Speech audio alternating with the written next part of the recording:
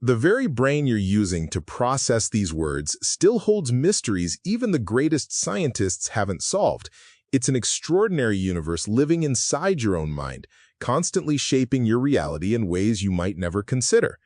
We're going to explore some of the most fascinating and surprising truths psychology has uncovered about memory, perception, and the quiet patterns that shape every thought you have. Oliver, when we talk about the brain, we often think of it as a logical machine, but these insights suggest a far more nuanced and perhaps even peculiar inner world, don't they? Absolutely, James. It's easy to assume our conscious awareness is the captain of the ship, but psychology continually reveals that much of what we experience, decide, and even remember is influenced by subtle, often hidden mechanisms. These aren't just minor quirks, they're fundamental aspects of how our minds operate, making our subjective experience incredibly rich and sometimes quite counterintuitive. That's a perfect starting point. Let's delve into one of those counterintuitive aspects, the idea that people are often more honest late at night. It sounds almost like a movie trope, but is there a real psychological basis for why our mental filters loosen as the day wears on? There is. As fatigue sets in, our cognitive control, the part of the brain responsible for self-monitoring and inhibiting impulses, starts to wane. This means the social masks we wear during the day, the careful curation of our words and persona become harder to maintain. Thoughts that might be guarded during daylight hours tend to flow more directly, almost naturally when we're tired. So it's less about a sudden burst of truth and more about a reduction in the effort it takes to conceal. Does the environment of nighttime itself also play a role? Exactly. Psychologists suggest that the quiet, intimate atmosphere of nighttime itself encourages openness. Fewer distractions, dimmer light, a sense that the world has gone to rest, all these factors create an environment conducive to more personal conversations. It deepens connections in ways that surprise us, even if it's not universally true that every late-night chat is pure, unfiltered truth. That makes sense. Another behavior we often associate with efficiency, but which our minds seem to struggle with, is multitasking. We're told it's a valuable skill, yet you're saying it actually makes our memory less reliable. It's a common misconception that multitasking is efficient. Our brain's attention system is designed to work best when focused on one thing.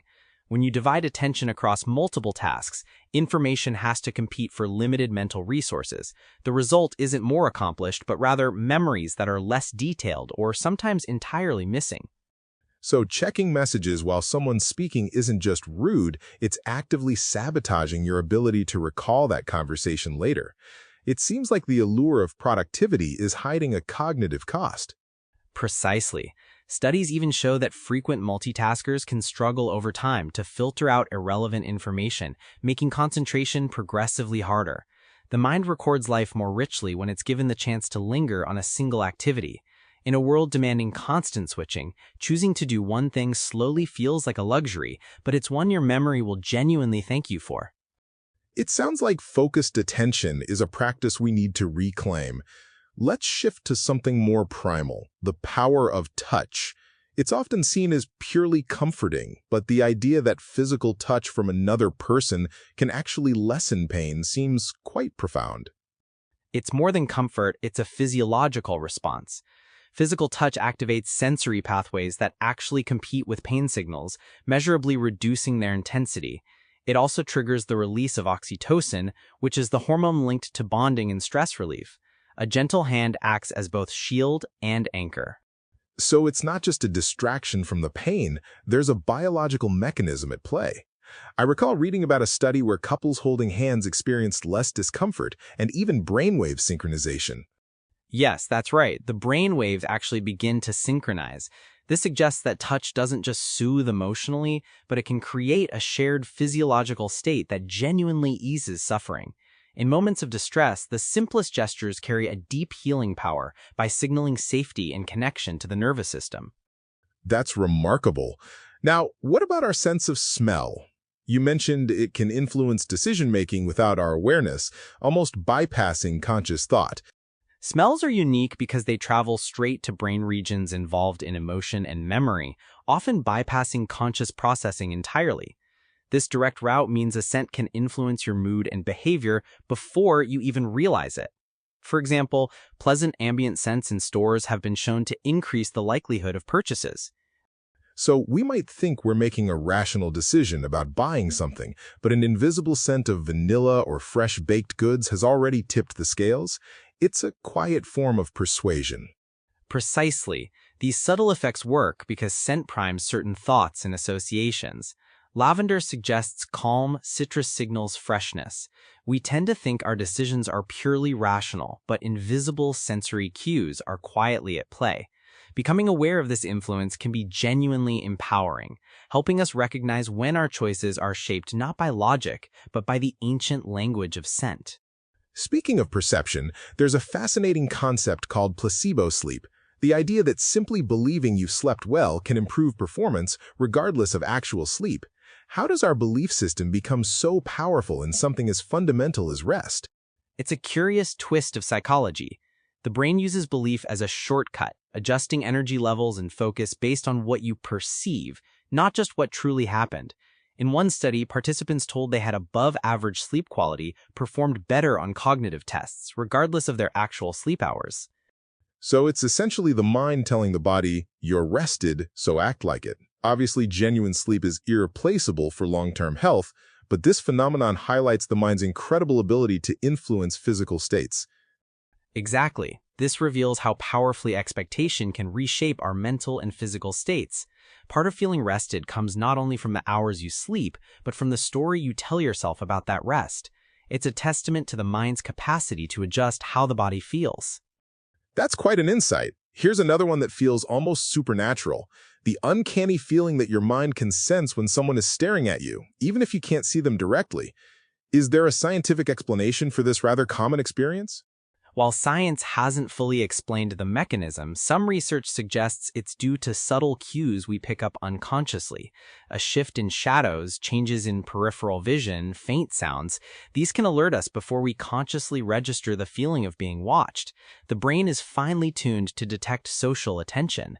So it's not a psychic ability, but rather a hyper-tuned perception that our ancestors likely relied on for survival. An evolutionary advantage? Yes, evolutionary psychologists propose this sensitivity helped our ancestors avoid predators and navigate complex social landscapes. The sensation can be so compelling it prompts action before conscious thought even catches up, a quiet nudge from our more ancient selves, alerting us to potential social or environmental shifts. That's a compelling explanation for something many people have felt.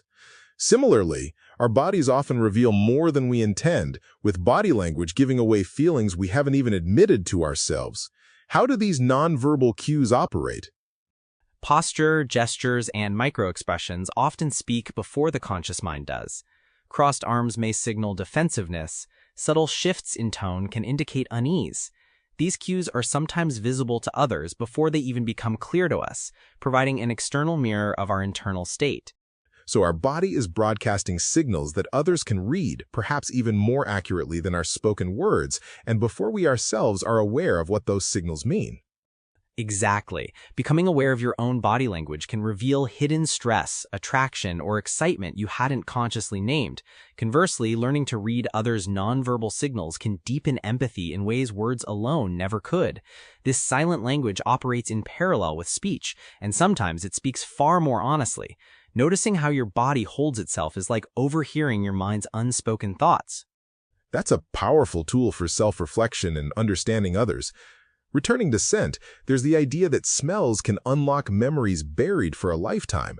What is it about scent that gives it such a direct line to our deepest memories? Unlike sight or sound, scent bypasses much of the brain's usual processing routes and connects directly to the limbic system, which is the seat of emotion and long-term memory. This is why a faint waft of perfume, fresh rain on pavement, or a childhood meal cooking can feel like a time machine. So it's not just a memory, but an intensely emotional and vivid experience, almost like reliving the moment, rather than just recalling a fact. That's the Proust effect, right? That's right, named after the author who famously wrote of tasting a Madeleine and being swept entirely into his childhood. These scent-triggered memories are often vivid, detailed, and intensely emotional, even if the moment happened decades ago. They remind us that our minds aren't simple filing cabinets, they're living landscapes, and scents are like keys that can open long-locked doors. A poetic way to put it. Now, for something that offers a different kind of access to our inner landscapes, lucid dreaming, where you become aware you're dreaming and can even shape the dream itself. How does the mind achieve such control within a dream state? Psychologists believe lucid dreams arise when parts of the brain linked to self-awareness become active during sleep while the dream state continues. This awareness allows you to sometimes direct the dream itself, leading to experiences like flying over mountains or breathing underwater. Some people even train themselves to achieve this state. So it's a unique state where the conscious and unconscious mind meet and collaborate. Are there any practical benefits beyond the sheer wonder of it? Research suggests that skills practiced in lucid dreams can actually improve performance in waking life. But beyond any practical benefit, it's a profound reminder that your mind can build entire worlds, rich with detail and emotion that feel as real as anything you've touched. In those worlds, you are both the traveler and the architect. That's an incredible thought. Here's a more mundane but equally relatable psychological phenomenon, the Zeigarnik effect. The idea that we remember unfinished tasks better than finished ones. Why does our brain hold on to those open loops so persistently? Our brains hold on to incomplete tasks more vividly than completed ones, because unresolved tasks create a kind of mild tension in the mind.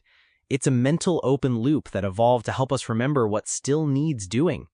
Finishing the task releases this tension, which is why making a to-do list can feel oddly calming, even if the tasks aren't yet done. So the nagging feeling about an incomplete project is actually our brain trying to be helpful, reminding us to close that loop. It explains why I can't stop thinking about a conversation that ended abruptly. Exactly. This effect can be both a motivator and a source of stress, depending on how you choose to work with it. It illustrates how our cognitive architecture prioritizes what needs attention, keeping those unfinished items prominent until they're resolved. That's a useful perspective for managing mental clutter. Let's talk about something more positive, gratitude. You say it can lower stress hormones in the body. How does something as seemingly abstract as gratitude have such a direct physiological impact? The act of feeling and expressing gratitude can shift the body's chemistry. Studies have found that people who regularly focus on what they're thankful for show lower levels of cortisol, the hormone released during stress. Gratitude practices can also increase activity in brain regions linked to empathy and joy. So it's not just a mood change, it's a measurable physiological response that affects our health beyond just feeling good. It is. This physiological response can strengthen the immune system, improve sleep quality, and support heart health. Psychologists suggest gratitude shifts attention away from what is lacking and toward what is already present, creating a felt sense of safety and connection.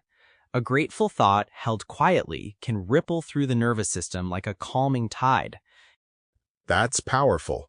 Now, shifting to something a bit more unsettling, the idea that people can be influenced by words they barely perceive below conscious awareness. This is known as subliminal priming. Stimuli so brief or subtle that they fall below conscious awareness can still influence thoughts or behavior. For instance, flashing positive or negative words for milliseconds before showing a neutral image can change how participants rate that image's emotional tone. So our conscious minds aren't the sole gatekeepers of perception. There are whispers, as you put it, from the very edge of perception that can subtly tilt our decisions. Exactly. The brain is constantly scanning, filtering, and interpreting signals beneath awareness. These rarely surface into words, but can shape impressions and leave us with feelings we can't quite explain. It reveals that our environment subtly influences us in ways we don't always detect. That's both fascinating and a little unnerving. Let's talk about something we all experience, music. You mentioned it can trigger memories hidden for decades. What makes music such a powerful retrieval cue? Music has a unique relationship with memory because it engages multiple parts of the brain at once: auditory regions, motor areas, and crucially, the limbic system, which is tied to emotion. The rhythm, melody, and lyrics weave together to form a rich emotional context. So when that song plays again, the original feelings return, creating a time machine effect. It's not just the memory of the song, but the whole emotional landscape of that past moment. Precisely. For people living with Alzheimer's, familiar music can sometimes awaken moments of clarity, allowing them to sing along to lyrics they otherwise couldn't recall. It's a reminder that even when memories feel lost, they may still be carried within us, waiting for exactly the right note to set them free. That's a beautiful image. Now, about optimism. Can it truly boost recovery from illness, or is it more of a comforting thought? It's more than comfort, it's biologically protective. Studies show optimistic people often recover faster from surgery, respond better to treatments, and have lower rates of some chronic illnesses. Optimism appears to reduce harmful stress responses, encourage healthier behaviors, and strengthen the immune system. So it's not about ignoring reality, but about believing difficulties can be overcome, which then translates into tangible physical benefits. Yes, it helps people persist with rehabilitation, follow medical advice consistently, and maintain resilience. The mind's outlook can genuinely tilt the odds in our favor, turning hope into a kind of invisible medicine, moving gently through every heartbeat and breath. That's incredibly encouraging. Let's move to something a bit more complex and perhaps less positive. Gossip. You argue that people remember gossip more than neutral information. Why are our brains so wired for this particular type of social exchange? Human beings evolved in small social groups where knowing who could be trusted was sometimes a matter of survival. This may explain why our brains are wired to remember stories about others' behavior more readily than neutral facts. Gossip activates social reasoning networks in the brain, helping store information for future use. So while gossip can certainly cause harm, it might have an ancient protective function, helping communities maintain norms and avoid risk. It seems our brains are deeply invested in the behavior of others. Exactly. Whether whispered around a fire thousands of years ago or passed along online today, gossip's staying power lies in the brain's deep, enduring investment in understanding the social landscape. It's a testament to our social nature. That certainly puts a new spin on it. Now, the eerie feeling of déjà vu, many people experience that moment where they feel they've lived something before. What's the leading theory behind this brain misfire? One leading theory suggests déjà vu occurs when the brain's recognition system briefly misfires, generating a false sense of familiarity. This can happen when a new experience closely mirrors patterns from past memories, even if you can't consciously recall the original moment. Neuroimaging points to the temporal lobe, involved in memory, as a key player. So it's essentially our brain playing a trick on us, creating a feeling of recollection for something that's entirely new, or at least consciously unremembered. It's a fleeting and harmless glitch, but it highlights how perception isn't always a perfect record. Indeed, it's a brief glimpse into how the brain stitches present and past together. In that flicker, reality feels doubled, the now overlaid with the ghost of a past that may never have been. It reminds us that perception is an interpretation, and sometimes the mind's storyteller gets a little ahead of itself. That's a great way to put it.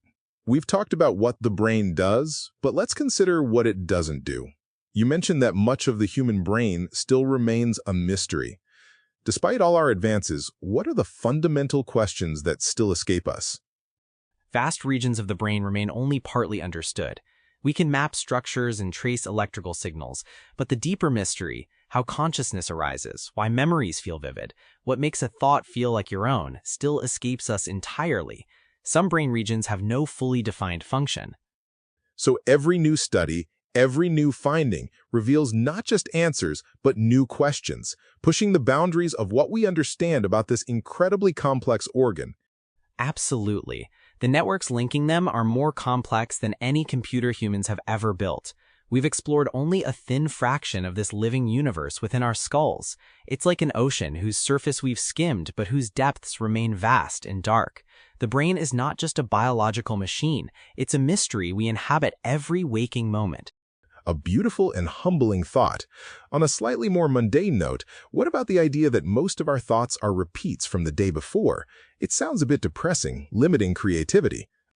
Research suggests that the majority of our daily thoughts are recycled from previous days, familiar concerns, routines, and reflections replaying in slightly different forms. This mental repetition helps maintain stability, but it can also limit creativity and keep us anchored in old patterns. The brain favors efficiency, and reusing existing neural pathways is less demanding than forging new ones. So our brains are essentially efficient, but perhaps a bit lazy, sticking to well-worn neural paths. How do we break free from this mental autopilot? When we intentionally seek out novel experiences, challenge assumptions, or change our surroundings, we can spark genuinely fresh patterns of thought. This is why travel, learning new skills, or even taking a different route to work can feel invigorating. It jolts the mind out of autopilot and back into awareness. We can discover entirely new landscapes within ourselves. That's an encouraging perspective on something that initially sounds quite rigid. Let's move to a behavior that feels purely automatic, yawning. You say it can be contagious even across species and is linked to empathy. Yes, a single yawn can ripple through a room, passing from person to person with no words or conscious intent. And it's not limited to humans. Chimpanzees, dogs, and some birds catch yawns. Psychologists believe it's linked to empathy and social bonding, where we unconsciously mirror the behavior of those around us, reinforcing connection. So a yawn isn't just about needing sleep or regulating brain temperature, but a subtle, unspoken form of social synchronization, a way to say, I'm with you. Precisely. The likelihood of catching a yawn increases with emotional closeness. Its social spread seems to serve a quieter purpose, silently synchronizing the rhythms of a group. A shared yawn is a small unspoken gesture that says, we are in this moment together. That's a beautiful interpretation of a common act. Now, what about hypnosis? Can it truly change how the brain processes pain beyond just distraction? Yes, it can. Under hypnosis, a person can sometimes feel dramatically less pain or even none at all. Brain scans show that hypnosis can alter activity in the areas that interpret pain signals, changing not the sensation itself, but the way the brain gives it meaning. It's been used in medical settings for pain management and dental procedures. So it's not just a mental trick, but an actual alteration in how the brain registers and responds to pain, showing the mind's extraordinary flexibility. That's right. Psychologists describe hypnosis as a state of focused, heightened suggestibility in which the mind can shift its responses. It's the brain's own extraordinary flexibility at work. By adjusting perception, the mind can rewrite the body's experience, hinting that pain is a complex dialogue between nerves, brain, and awareness. That's a powerful statement about the mind-body connection. Here's another example of that connection. Writing about your feelings can improve your health. How does putting emotions into words translate into tangible health benefits? Expressive writing helps organize emotional experiences, turning vague, swirling feelings into structured thoughts the brain can genuinely work through. This reduces mental strain and frees up cognitive resources. Studies have shown it can lower blood pressure, strengthen immune function, and improve mood. So it's a process of externalizing and making sense of inner chaos, which then has a measurable impact on our physical well-being. The page becomes a safe container for overwhelming thoughts. Exactly. Its power lies entirely in honesty. By translating inner experience into language, we give form to what was formless, and in doing so, reduce its hold over us. This simple practice can help untangle complex emotions, making them easier to understand and carry. That's a very practical application of psychology. Now, let's talk about the nature of memory itself. You mentioned we recall feelings more easily than facts. Why does emotion seem to act like such a strong anchor for our memories? The human mind is deeply emotional, and this shapes memory. Events tied to strong emotions, whether joy, fear, or grief, tend to linger far longer than neutral details. This emotional tagging helps the brain prioritize what matters most, making the amygdala and other emotional processing centers light up during recall. So, while emotion improves memory for central details, it might blur peripheral ones. The feeling remains vivid, but the exact sequence of events can fade. It's why two people can share an experience and remember it so differently. Precisely. Our memories are not perfect records. They're stories told from the heart's perspective, with facts scattered like stones along an emotional path. Without the feeling, the memory fades, but with it, even vague outlines can remain vivid for a lifetime. That explains so much about how we recount our past. Here's a habit many people have: chewing gum. It seems like a mindless habit, but you suggest it can actually improve concentration. It can. The rhythmic motion appears to increase blood flow to the brain, and the act of chewing may stimulate areas involved in attention and memory. Studies show modest boosts in performance on sustained concentration tasks, especially with peppermint-flavored varieties. So it's not just a nervous habit, but a subtle cognitive enhancer, perhaps why students or drivers rely on it. And it can even reduce stress. Yes, psychologists also suggest gum chewing can reduce stress by lowering cortisol levels, making it a double benefit for concentration. In quiet moments when focus begins to drift, this simple act can serve as a small, reliable anchor, bringing the mind gently back to the task at hand. That's a useful tip. Now, a classic memory phenomenon, the primacy and recency effects. The idea that the first and last things you learn stick the strongest. How does our brain prioritize information in this way? The first items benefit from more rehearsal and focused attention, while the last items remain freshest in short-term memory. This pattern shows up everywhere. We remember the opening and closing moments of a conversation or a lecture more vividly than everything in between. So if you're trying to learn something, placing key information at the beginning or end of a study session would significantly increase its chances of retention. Exactly. The mind frames experiences like stories. The opening scene and the final moment shine the brightest, while everything in between waits quietly in the background. Understanding this can truly transform how you study or prepare for things. That's excellent practical advice. Here's a startling one. Your brain can miss changes happening right in front of you, a phenomenon called change blindness. How can we be so oblivious to something that's literally in our visual field? Change blindness occurs because attention is selective. We can't process every detail simultaneously. The brain fills in gaps using assumptions based on what it last knew. In experiments, people look directly at an object, glance away, and completely miss that it's changed when they look back. So our perception isn't a perfect camera, but more like a patchwork, and the brain is constantly editing, sometimes omitting critical information without us ever knowing?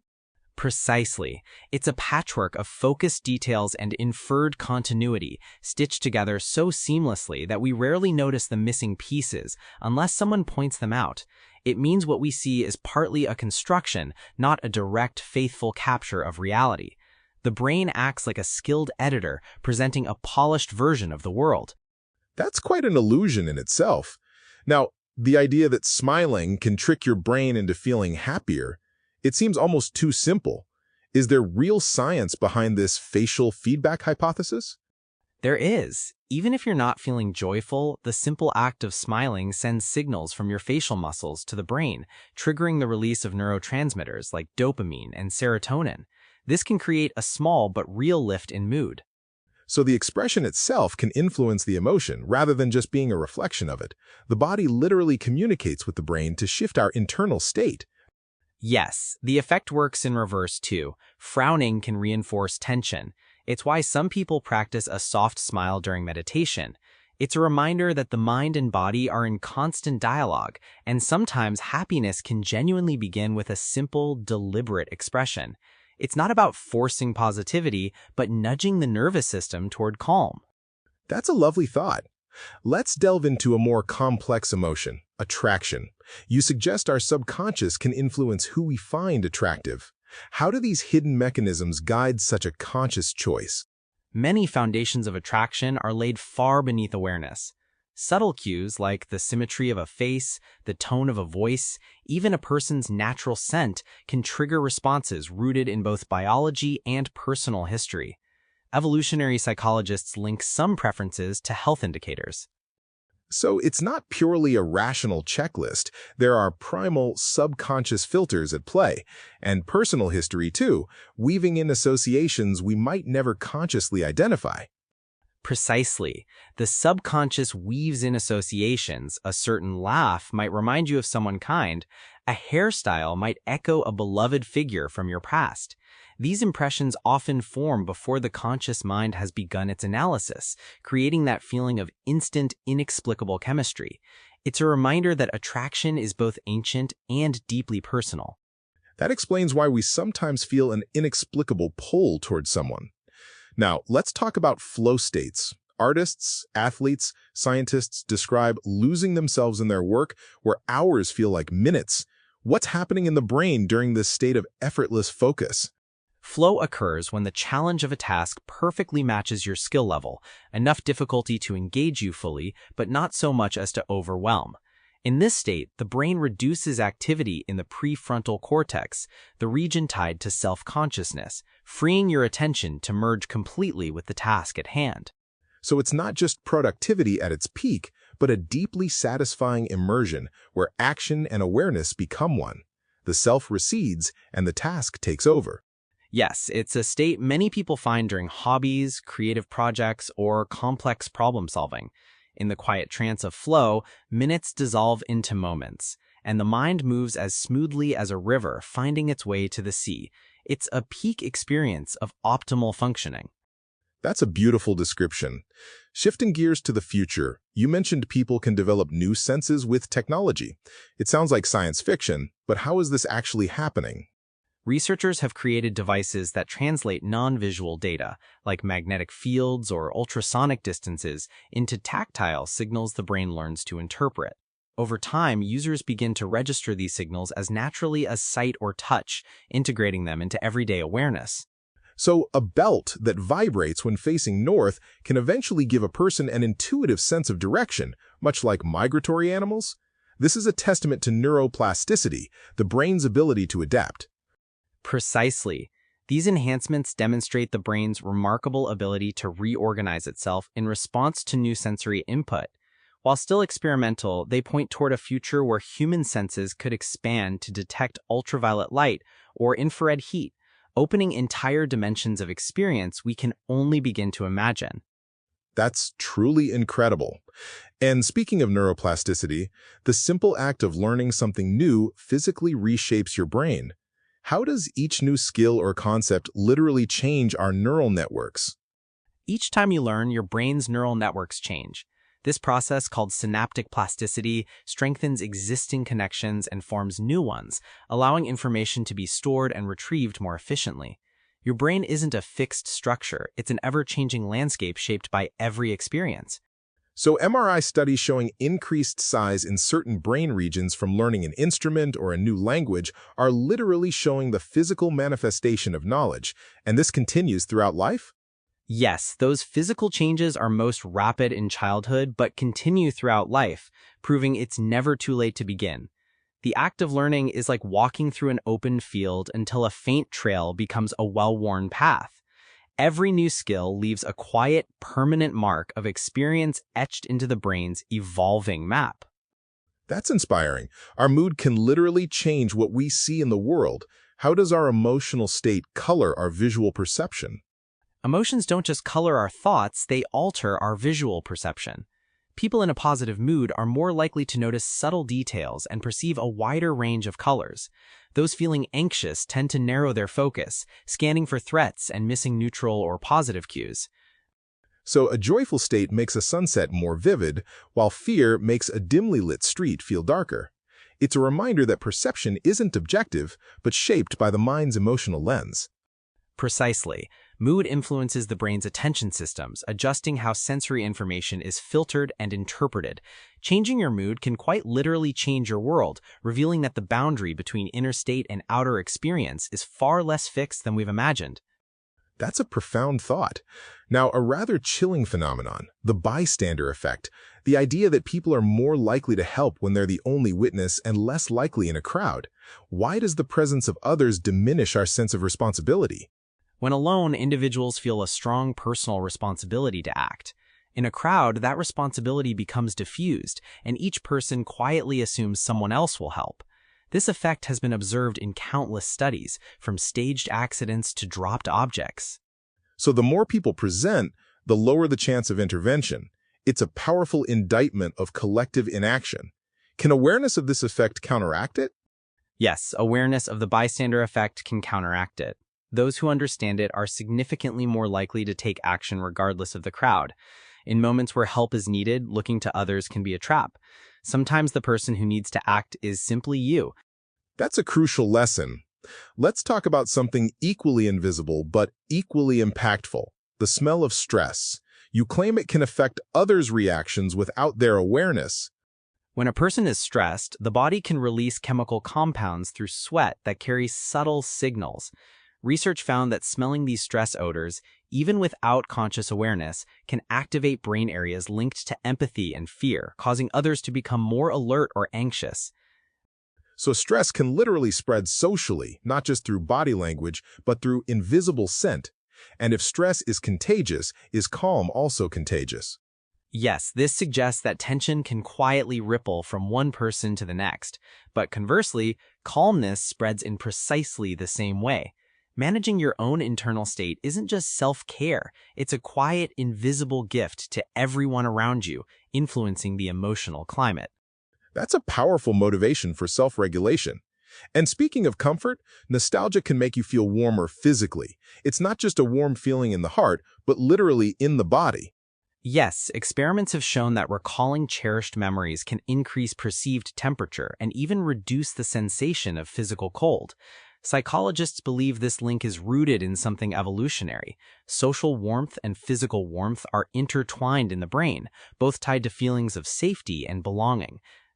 So when we revisit happy moments, our body responds as if we've stepped into a more comfortable environment. It's a subconscious way of coping with physical or emotional chill. Exactly. In winter months, people tend to experience more nostalgic thoughts, perhaps as a way of counteracting the chill. Whether triggered by a familiar song or a photograph, nostalgia can wrap the mind and body in a gentle blanket of remembered comfort. That's a wonderful coping mechanism. Now, a more alarming transmission, fear. You suggest fear can be transmitted through mere observation without experiencing the threat firsthand. The brain contains mirror systems that simulate others' emotions, allowing us to learn about dangers indirectly. In studies, people who observed someone displaying fear toward an object later showed similar fear responses themselves, even without any direct experience with the object. So our brains are hardwired to learn from others' fear, which has clear evolutionary benefits for avoiding harm. But in modern life, it means fear can ripple through groups incredibly fast. Yes, it means fear can ripple through groups in seconds, influencing behavior before a single word is spoken. Just as calm is contagious, so too is alarm. This makes emotional awareness a genuinely powerful tool in shaping the collective state of those around us. That's a stark reminder of our interconnectedness. And on a related note, the Milgram experiment showed that authority figures can make ordinary people obey extreme orders. What does this reveal about our susceptibility to social pressure? The study revealed how powerfully social pressure and perceived authority can override personal morality, leading people to act in ways they'd never choose on their own. It's rooted in our deep tendency to trust perceived experts and defer responsibility when following orders. So it's not that people are inherently cruel, but that the context of an authority figure can shift their behavior profoundly. Does awareness of this dynamic help us resist it? Absolutely. Awareness of this influence can genuinely strengthen resistance. It's a reminder that moral courage sometimes means stepping out from the shadow of authority and reclaiming personal choice, even when every voice around you says, just do as you're told. A vital lesson in critical thinking. Let's talk about vision. You mentioned our peripheral vision detects motion faster than central vision. Why is the edge of our vision so finely tuned to movement? Peripheral vision is finely tuned to movement, a survival trait from the long era when noticing a sudden rustle could mean spotting a predator before it was too late. This sensitivity is tied to the rod cells in the outer retina, which are better designed to pick up light and motion in low-contrast conditions. So it's part of the brain's early warning system, constantly scanning for change and ready to redirect our attention. An ancient watchtower keeping guard in the margins of our sight. Exactly. In modern life, it means you might notice something moving at the corner of your eye before you consciously look toward it. It's the brain's way of ensuring crucial changes in the environment are quickly prioritized. Fascinating. Now, about learning. Writing by hand can improve memory more than typing. With so much digital communication, why is handwriting still superior for retention? Handwriting engages the brain differently from typing, involving fine motor skills, visual processing, and spatial awareness all at once. This richer, more multisensory experience helps encode information more deeply, making it easier to recall later. So it's not just about getting the words down, but the physical act of formation that aids memory. Students who take handwritten notes remember concepts better, even if they write less overall. Yes, because summarizing in real time requires active engagement with the material, not passive transcription. Handwriting also naturally slows the pace, giving the mind more time to genuinely process ideas. Each stroke is a small physical imprint of thought, etched not just onto paper, but into the neural patterns of memory. That's a powerful argument for keeping pens and paper around. Let's delve into first impressions. You mentioned we judge faces in less than a tenth of a second. What's happening in our brains during that incredibly brief moment? The human brain forms impressions of faces almost instantly, in less than 1/10 of a second. Even such brief exposure is enough for people to form judgments about trustworthiness, competence, or likability. These snap assessments come from ancient survival mechanisms. So it's a primal instinct, quickly evaluating friend from foe. The amygdala and connected regions process facial cues at remarkable speed, well before conscious thought intervenes. Exactly. While first impressions can be surprisingly consistent, they are not always accurate. Our minds lean on learned stereotypes and personal history to fill in the gaps. This lightning-fast assessment is a reminder that part of us still operates on instincts formed long before cities, screens, or introductions. A fascinating glimpse into our ancient wiring. Another visual cue, simply seeing eyes in a room can make people more honest. How does an image, even a stylized one, trigger social accountability? Placing an image of eyes in a space, like above a donation box, can lead people to behave more generously and honestly. The sensation of being watched triggers social accountability, even when the eyes are only printed on paper. This is linked to our evolutionary past, where reputation and belonging to a group were essential for survival. So our brains respond to these subtle cues, a quiet reminder that someone might be watching, even if it's just an image. It's like an invisible hand guiding our behavior. That's right. Being seen meant your actions had consequences, and the brain still responds to these cues today. It's a quiet example of how deep-seated social instincts continue to shape behavior in ways we rarely notice, turning a simple image into an invisible reminder. That's a very clever psychological hack. Now, for something that many of us probably feel acutely, the spotlight effect. The idea that we often overestimate how much others notice us. The spotlight effect describes our tendency to believe others are paying far more attention to us than they actually are. Small mistakes like tripping on a sidewalk feel mortifyingly noticeable when in reality almost no one has registered them. So most people are too absorbed in their own thoughts and worries to observe us closely. This bias comes from the way we each experience life as the central figure of our own story. Exactly. Understanding the spotlight effect can be genuinely liberating, reducing social anxiety and self-consciousness. When we realize that most eyes are turned inward, our own small stumbles lose their weight. We can move through the world with a lighter step, no longer performing for an audience that was never really there. That's a truly comforting thought. And here's another one that sounds impossible. The placebo effect can work even when you know it's a placebo. How can an inactive treatment still produce real effects if the recipient knows it's not real medicine? Studies show that simply explaining that a placebo might trigger the body's own healing mechanisms is often enough to create measurable changes, such as reduced pain or improved mood. This open-label placebo effect works through expectation and conditioning. So the ritual of treatment, combined with belief in the body's capacity to heal, activates pathways in the brain that influence physical states, even without deception. Yes, it reveals just how deeply intertwined mind and body truly are, and how belief can shape biology even in the complete absence of active compounds. It's a reminder that sometimes awareness itself can be a form of medicine, and the most powerful pharmacy may already exist within you. That's a profound statement about our inner resources.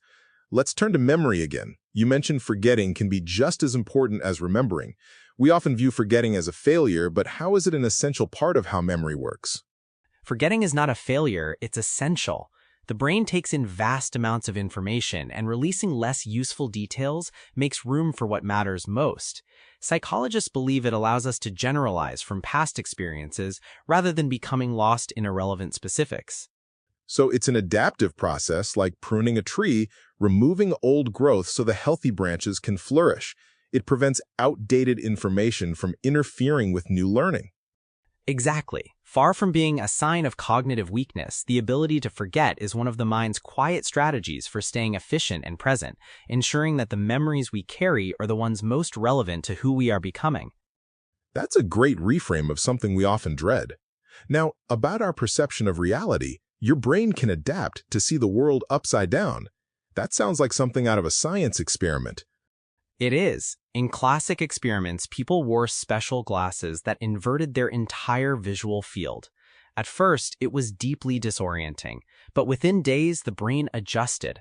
Objects began to feel right side up again, even though the image entering the eyes was still reversed. That's a vivid demonstration of neuroplasticity, the brain's ability to reorganize itself in response to new sensory input. So perception isn't a fixed recording, but an active construction. Precisely. When the glasses were removed, vision felt flipped again until the brain readjusted. It shows us that what we see is a version of reality reconstructed inside our heads, constantly shaped by the brain's interpretation of incoming data. Even something as fundamental as up and down is, in part, a matter of adaptation. That's truly mind-bending. Let's move to group dynamics. You stated that group decisions can be riskier than individual ones. Why do groups tend to make bolder, sometimes more dangerous choices? This phenomenon, called group polarization, occurs because discussion tends to amplify dominant opinions, and shared enthusiasm can quietly downplay potential dangers. The desire for unity and momentum can outweigh careful caution. So while collective decision-making can draw on diverse perspectives, it can also produce a risky shift. How can groups counteract this tendency? Awareness is key. Actively encouraging dissenting voices and deliberate pauses before commitment can help. The group mind can be a powerful tool, but like any tool, it must be used with genuine care, ensuring a robust examination of all potential outcomes. That's a valuable insight for any team or organization. Speaking of how we perceive things, optical illusions reveal how reality is rebuilt inside your mind. What do these visual tricks tell us about our everyday perception? Optical illusions work because the brain doesn't simply receive sensory input, it actively interprets it, filling in gaps and making predictions about what it expects to find. When those predictions clash with the raw data from the eyes, you get an image that appears to shift or conceal details. So illusions expose the mental shortcuts our brain uses to make sense of the world quickly. It's a reminder that what we see is a personalized rendering, shaped by past experiences and expectations. Exactly. These shortcuts usually serve us remarkably well, but they remind us that what we see is a version of reality reconstructed inside our heads, not reality itself. Every perception is shaped by past experiences, current expectations, and the invisible context we carry everywhere we go. That's a profound statement. We live inside an image shaped as much by interpretation as by light. Now, laughter. You say it can rewire your brain for resilience. How does something as simple as laughter have such a powerful, lasting effect? Laughter isn't just a reaction, it's a form of mental exercise. When we laugh, the brain releases endorphins and reduces stress hormones, creating a physiological state that makes it measurably easier to cope with challenges. Shared laughter also strengthens social bonds, providing crucial support. So it's not just a fleeting pleasure, it's like repeated training sessions for the nervous system, teaching it to recover more quickly from stress. Joy, it turns out, is a practical tool for resilience. That's right. Over time, these moments of joy act like resources stored within the body and mind, ready to be drawn upon when life demands courage. Laughter becomes more than a pleasure. It's one of the most practical things you can cultivate for well-being. That's a great takeaway. Let's connect that to another long-term benefit, a sense of purpose. You mentioned it can extend lifespan. How does having a clear reason to get up each morning literally contribute to living longer, healthier lives? People who feel a strong sense of purpose tend to live longer, healthier lives. Purpose provides motivation that encourages healthier habits, reduces stress, and strengthens social connections. It also benefits the body directly, with studies linking purpose to lower levels of inflammatory markers and better cardiovascular health. So it's not about grand, world-changing goals, but a personal meaning that acts as a compass for the mind, guiding choices and sustaining resilience. Exactly. It can be as personal as caring for loved ones or pursuing a creative passion. Having something meaningful to move toward acts like a steady light on the horizon, a reason to keep moving forward, turning hope into an invisible medicine. That's truly inspiring. Now, about faces again. Your brain has a dedicated face recognition network. What's so special about faces that our brain devotes a specific area to them? Deep within the temporal lobe lies the fusiform face area, a specialized region devoted entirely to recognizing faces. This network is so precisely tuned that it can identify a familiar face in less than a second, even in a crowded room. So, damage to this area can lead to face blindness or prosopagnosia. It reflects our evolutionary history where reading faces was central to social interaction. Precisely. The importance of this system reflects our evolutionary history, where reading faces was central to detecting emotions, recognizing allies, and forming social bonds. Remarkably, this network can even adapt to recognize other familiar patterns, like the markings of beloved pets, highlighting the brain's deep investment in connection. That's an amazing testament to the importance of social cues. Now, a practice that's gained much attention, meditation, you say it can physically alter brain structures. How does a mental exercise lead to measurable physical changes in the brain? Long-term meditation can produce measurable physical changes. MRI studies have found increased thickness in the prefrontal cortex linked to decision-making and self-control, as well as changes in the hippocampus, central to memory and learning. It's neuroplasticity at work. So regular meditation can actually reduce the size of the amygdala, the brain's fear and stress center, suggesting a genuine increase in the brain's capacity for calm. It's a way to reshape the mind from the inside out. Exactly. Even relatively short daily sessions can begin to alter neural patterns, enhancing attention, emotional regulation, and overall well-being. In a world that often feels overwhelming, meditation offers a way to build inner stillness into the very structure of the brain itself. That's a powerful endorsement for the practice. Let's talk about more unusual experiences, out-of-body perspectives. During near-death experiences or deep meditative states, people report feeling they've left their bodies. What's the neurological explanation for this profound sensation? Neuroscientists have linked these experiences to disruptions in the brain's integration of sensory information, particularly in the temporoparietal junction. While often fleeting, these moments feel vivid and profoundly real to those who experience them, leaving lasting impressions that can reshape a person's entire sense of identity. So it's the brain's role in constructing our sense of self that's temporarily disrupted, causing the feeling of untethering. It highlights the brain's role in creating our subjective reality. Precisely. Whether interpreted as spiritual events or neurological phenomena, out-of-body experiences highlight the brain's remarkable role in constructing the sense of self, a sense that can, under the right conditions, untether and drift beyond the boundaries of the physical form. That's an extraordinary insight. Now, priming. You mentioned it can change behavior without us even noticing. How do subtle cues in our environment influence us so profoundly? Priming occurs when exposure to certain words, images, or ideas subtly influences your later behavior, often without any conscious awareness. Reading words related to politeness can make people interrupt others less. Seeing references to aging can slow walking speed. This happens because the brain uses recently activated concepts as shortcuts. So every environment we enter quietly sets a stage for how we'll think and act without us ever consciously registering the influence. Exactly.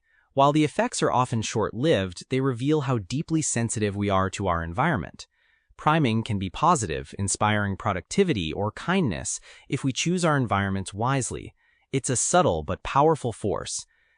That's a useful idea for curating our surroundings. Now, something that benefits both the giver and receiver, kindness.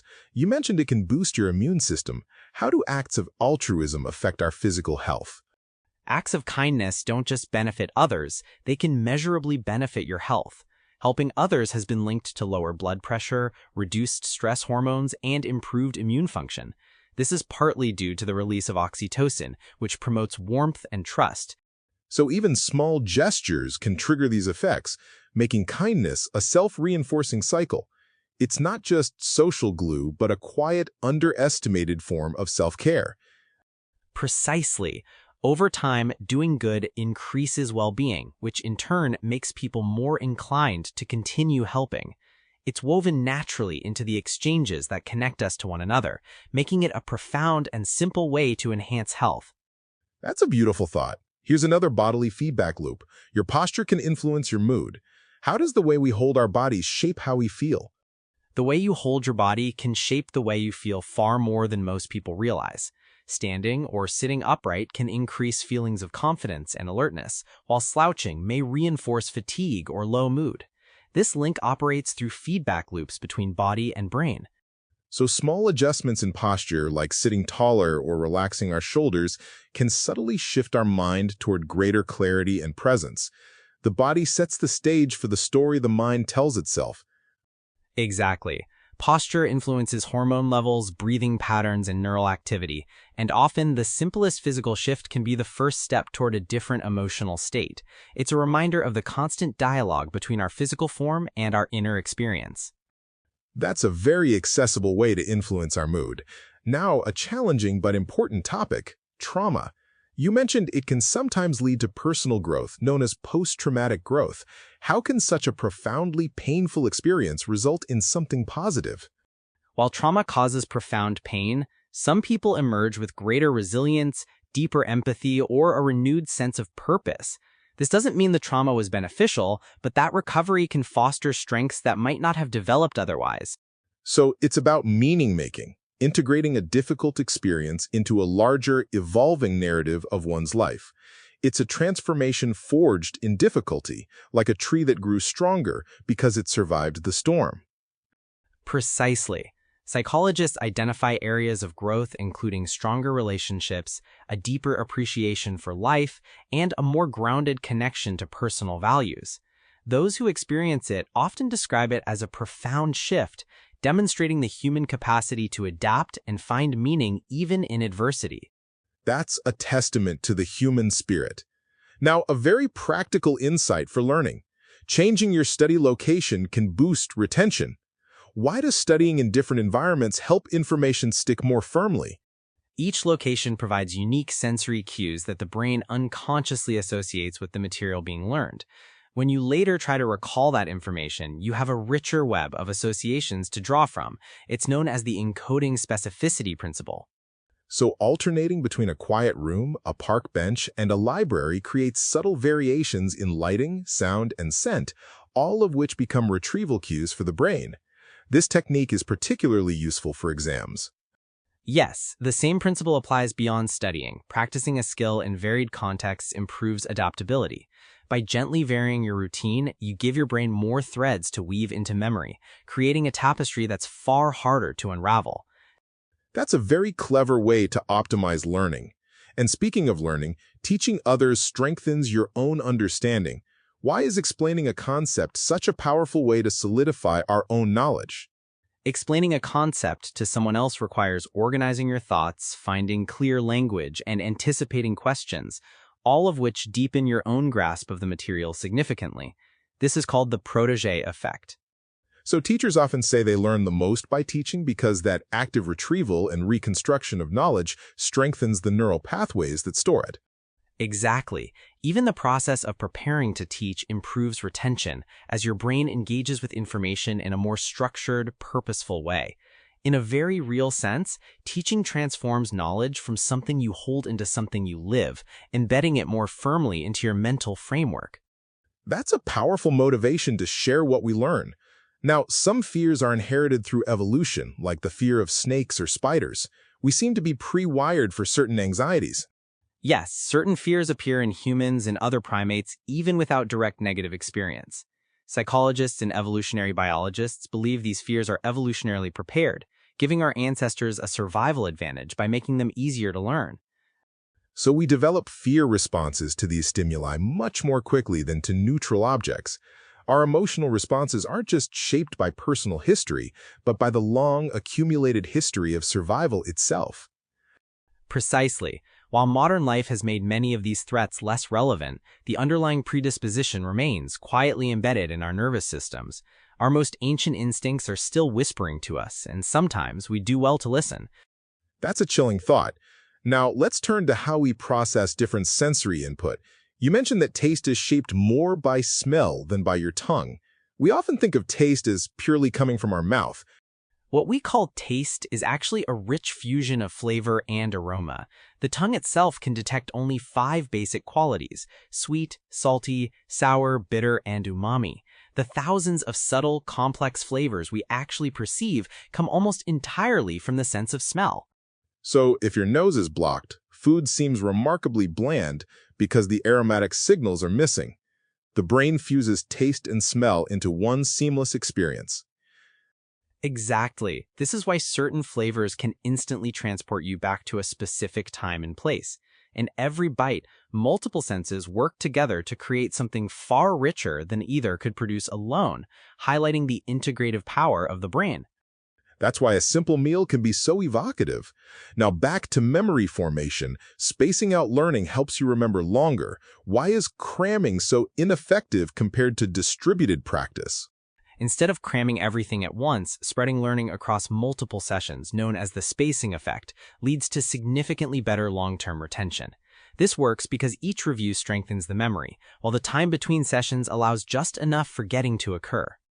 So that effortful retrieval, the slight struggle to recall after a break, is precisely what reinforces the neural pathways, making the memory more durable.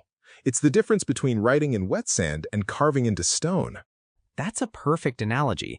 The spacing effect is one of the most consistently replicated findings in memory research, yet it's often an underused strategy in everyday learning. It's truly a powerful technique for making knowledge stick for months or years rather than just days. That's another invaluable tip for lifelong learners. Here's one that challenges our sense of free will. Your brain can make a choice before you realize it. How does neural activity predict a decision seconds before we're consciously aware of making it? Experiments using brain imaging have found that neural activity can indeed predict a decision seconds before a person becomes consciously aware of making it. This suggests that much of what we think of as deliberate choice actually begins in unconscious processes. So consciousness arrives a moment later to take ownership of a decision already underway. This doesn't mean free will is an illusion, but it reveals our awareness is only one part of a much larger system. Exactly. The mind works like a deep ocean. The surface waves of conscious thought are shaped by currents moving far below, in depths we rarely glimpse. It's a complex interplay between conscious deliberation and unconscious drives, making our choices more intricate than they appear. That's a very humbling thought about our autonomy. Now, synesthesia. Some minds link sounds to colors automatically. How does this blending of senses occur? For people with a form of synesthesia, certain sounds can automatically trigger the vivid perception of colors. A musical note might appear as a burst of blue. A spoken word might carry a soft haze of green. These color associations are consistent for each individual and often emerge early in life. So neuroscientists believe this is due to increased connectivity between brain regions that typically process sound and vision separately. Music isn't only heard, but also seen, like a silent fireworks display. Precisely. While synesthesia is uncommon, it offers a striking glimpse into the brain's remarkable flexibility and its capacity to create layered, multi-sensory experiences from the world around us. It's a testament to the brain's unique ways of interpreting reality. That's a truly unique way of experiencing the world. Now, shifting to something many people grapple with, stress. You mentioned that changing your perspective can reduce stress. How does cognitive reappraisal work to lessen emotional weight? Reframing a stressful situation, looking at it from a genuinely different angle, can measurably lower its emotional weight. Cognitive reappraisal works by changing the meaning we assign to an event, rather than changing the event itself. So viewing a challenge as an opportunity to grow instead of a threat can reduce anxiety. Brain scans show this activates the prefrontal cortex, which helps regulate the fear center. Exactly. This shift doesn't erase difficulty, but it creates space between stimulus and response, allowing for a calmer, more deliberate reaction. Over time, the habit of reappraisal can make the mind genuinely more resilient, transforming stress from an enemy into an unexpected teacher. That's a powerful tool for emotional regulation. Here's a counterintuitive idea. People are more creative when they are slightly tired. We usually associate creativity with being alert and energized. It may seem counterintuitive, but a mildly tired brain can sometimes think more creatively than a fully alert one. When we're slightly fatigued, our mental filters loosen, allowing more unusual, unexpected connections to rise to the surface. This is useful for divergent thinking. So the relaxed cognitive control of a tired mind can free it from rigid patterns, opening a door to ideas that a focused mind would filter out. It's that sweet spot between wakefulness and genuine exhaustion. Precisely. Of course, genuine exhaustion hinders most types of work, but in that particular sweet spot, the mind can wander just far enough to stumble onto something unexpectedly brilliant. It's a unique state where the brain is less constrained by convention. That's a great excuse for an afternoon slump. Now, compliments. You said they activate the same brain regions as rewards. How does receiving praise trigger such a strong positive response? Receiving a sincere compliment can light up the brain's reward centers in much the same way as receiving money or winning a prize. Areas like the striatum respond to social praise, releasing dopamine and generating positive emotions that linger. So compliments can measurably improve performance, boosting both motivation and confidence. It's why positive feedback is such a powerful tool in teaching and relationships. Yes, and the effect isn't limited to elaborate praise. Even small, sincere acknowledgments spark this response. At its core, a compliment is simultaneously recognition and connection, a way of telling someone they are truly seen and genuinely valued, a moment that can resonate far longer than the words themselves. That's a wonderful insight into the power of positive reinforcement. And finally, a challenging one. Your brain can imagine pain you have never felt. How does the mind simulate such an intense sensation without direct experience? The mind's ability to simulate experience extends even to sensations we've never personally endured. Simply watching someone in pain or reading a sufficiently vivid description can activate brain areas involved in our own pain processing. This likely evolved to enhance empathy. So it helps us avoid danger and understand the suffering of others without requiring direct exposure. Imagine pain isn't as intense, but the overlap in brain activity can still make us wince or feel a physical pang. Precisely. This same simulation means that fear and anxiety can arise from anticipated pain, influencing our choices even before any real harm has occurred. It's a powerful testament to the brain's capacity for simulation and empathy, allowing us to navigate the world more safely and connect more deeply. That's an incredibly detailed look into the mind's hidden workings. From our most ancient instincts to our complex perceptions, it's clear the brain is far stranger and more beautiful than we often realize. Thank you, Oliver, for guiding us through these insights. My pleasure, James. It's a journey that continually reminds us how much more there is to explore within ourselves. If you found these insights as captivating as we did, consider sharing this episode with someone who might also find wonder in the quiet depths of their own mind.